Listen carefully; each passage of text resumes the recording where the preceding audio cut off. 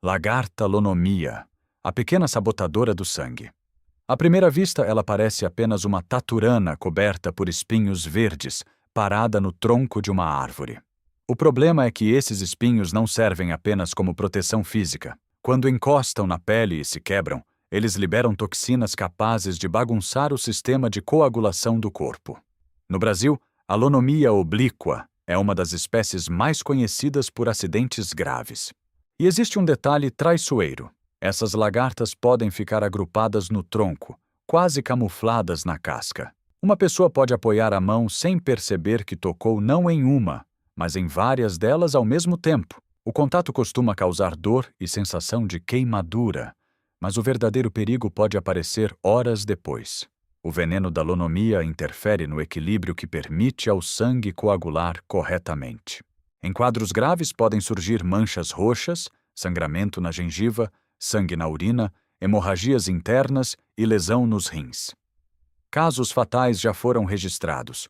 Uma complicação grave é a insuficiência renal aguda, que pode aparecer junto de alterações graves na coagulação. Foi justamente por causa desses acidentes que pesquisadores brasileiros desenvolveram o soro antilonômico, usado para neutralizar o envenenamento. O tratamento precoce reduz muito o risco de o quadro avançar. O mais assustador é a diferença entre aparência e consequência. Ela não tem presas enormes, não persegue ninguém e sequer precisa morder. Um simples toque nas cerdas pode ser suficiente para iniciar o acidente. É por isso que uma lagarta parada numa árvore consegue carregar um apelido tão pouco simpático: a sabotadora do sangue. Caracol-cone, o arpoador escondido na concha. A concha colorida de alguns desses animais parece exatamente o tipo de coisa que alguém teria vontade de pegar na praia. Só que caracol-cone é o nome de um grupo enorme e nem todas as espécies oferecem o mesmo risco. Entre elas, o Conus geographus é o grande destaque quando o assunto são envenenamentos humanos graves. Esse caracol é um predador. Para capturar peixes, ele possui um dente modificado que funciona como um pequeno arpão.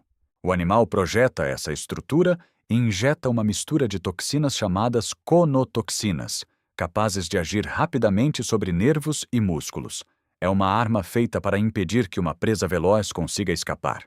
Em vez de perseguir um peixe pelo recife, o caracol transforma um único disparo em vantagem. Primeiro imobiliza, depois começa a alimentação. Em seres humanos, uma ferroada pode provocar dormência, fraqueza, alterações na visão e dificuldade para respirar. Revisões médicas reuniram dezenas de mortes historicamente associadas a caracóis-cone, com a enorme maioria dos casos fatais atribuída ao Conus geographus.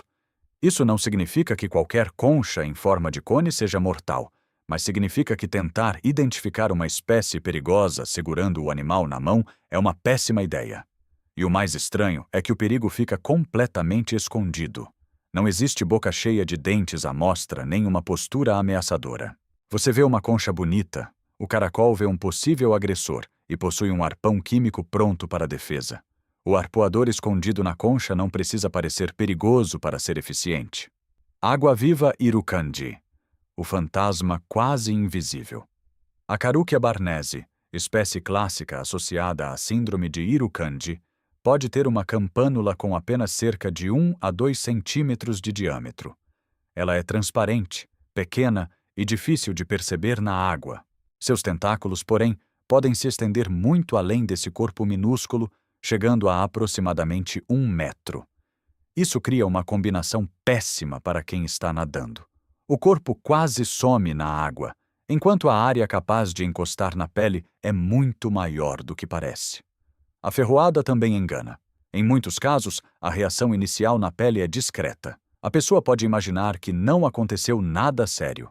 Depois de alguns minutos, o quadro pode mudar completamente.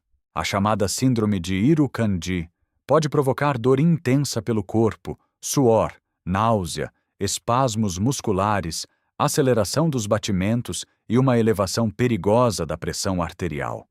Em casos severos, o sistema cardiovascular pode sofrer de forma dramática. Há relatos médicos de edema pulmonar, disfunção cardíaca e hemorragia cerebral. Uma morte causada por Carukia barnesi foi confirmada em um caso no qual estruturas urticantes compatíveis com a espécie foram recuperadas da pele da vítima. E aqui existe uma precisão importante. Irukandji não representa uma única água-viva. A síndrome pode ser provocada por diferentes pequenas cubomedusas, embora a Carukia barnesi seja a espécie mais famosa ligada ao nome. É difícil imaginar uma ameaça mais bem disfarçada. Um corpo transparente, menor do que muitos objetos que você carrega no bolso, pode produzir uma emergência médica capaz de envolver o coração, os pulmões e o cérebro. Por isso ela merece o apelido de fantasma quase invisível. Loris lento, o fofo dos cotovelos tóxicos. Olhos enormes, movimentos devagar e uma aparência que lembra um bichinho de pelúcia fizeram esses primatas aparecerem durante anos em vídeos supostamente fofos na internet. Só que existe uma característica escondida bem perto dos braços. Glândulas capazes de produzir uma secreção usada na formação de uma mordida venenosa. Quando se sente ameaçado, o Loris pode levantar os braços e lamber a região das glândulas braquiais. A secreção se mistura à saliva, e a mordida pode provocar dor intensa, inchaço e feridas que demoram a cicatrizar. Os Loris lentos são considerados os únicos primatas conhecidos capazes de produzir esse tipo de veneno. Na natureza, essa arma parece ter um papel importante principalmente em disputas entre os próprios Loris, e não como uma ferramenta criada para atacar pessoas. Para humanos, um risco importante é uma reação alérgica grave. Casos médicos descrevem inchaço no rosto e nas vias respiratórias e sintomas compatíveis com anafilaxia, uma condição que pode se tornar fatal sem atendimento rápido. A ciência ainda investiga exatamente quais componentes do sistema venenoso são responsáveis por cada efeito. Então seria exagerado tratar toda mordida como uma sentença de morte. Não é. O detalhe mais irônico é que um comportamento famoso desses animais foi interpretado de maneira completamente errada. Quando um Loris erguia os braços enquanto era tocado por uma pessoa, muita gente achava que ele estava gostando. Essa postura pode ser defensiva e deixa as glândulas próximas da boca para preparar a mordida. O fofo dos cotovelos tóxicos não é um monstro. É um animal silvestre equipado com uma defesa que sua aparência simplesmente não entrega. Polvo de anéis azuis. O alarme azul que você não deve ignorar. Pequeno, colorido e bonito o bastante para parecer um animal de aquário, ele pertence ao gênero Rapalochlaena e carrega uma combinação especialmente perigosa. Tamanho reduzido, mordida que pode passar despercebida e uma neurotoxina capaz de paralisar os músculos da respiração. Os famosos anéis azuis não ficam brilhando intensamente o tempo todo. Quando o animal é perturbado, esses desenhos podem se tornar muito mais evidentes. É um aviso visual espetacular. Mas chegar perto o suficiente para provocar esse aviso é exatamente o que você não deveria querer. A principal toxina associada ao envenenamento é a tetrodotoxina. Ela interfere na transmissão dos sinais elétricos necessários para que nervos e músculos funcionem normalmente. Em acidentes graves, a vítima pode começar a sentir fraqueza, dificuldade para ficar em pé, alterações na visão e paralisia progressiva. Se os músculos usados para respirar deixam de funcionar, a situação se torna uma emergência extrema. Um caso médico com uma criança de 4 anos mostra a velocidade possível do quadro. Poucos minutos depois da mordida surgiram vômitos, fraqueza e problemas de visão. Ela precisou de ventilação mecânica, mas se recuperou. Outros relatos descrevem insuficiência respiratória potencialmente fatal. O ponto assustador é que a consciência pode permanecer preservada durante parte da paralisia, enquanto o corpo perde progressivamente a capacidade de responder. Por isso, o suporte respiratório rápido pode fazer a diferença entre recuperação e morte. O alarme azul não caça pessoas e as mordidas são raras. Esse detalhe importa. Seu perigo não vem de agressividade, e sim do que pode acontecer quando alguém vê um polvo minúsculo e bonito e decide que seria seguro tocá-lo. Tamanduá bandeira. O abraço de garras. Ele não possui veneno, não tem dentes capazes de dilacerar uma pessoa e passa boa parte da vida procurando formigas e cupins. Mesmo assim, existe pelo menos um ataque defensivo fatal a um ser humano descrito na literatura médica brasileira. A arma fica nas patas dianteiras. As grandes garras usadas para rasgar formigueiros e cupinzeiros podem chegar a cerca de 6,5 cm. Para protegê-las enquanto anda, o tamanduá apoia a parte dianteira das patas de um jeito peculiar.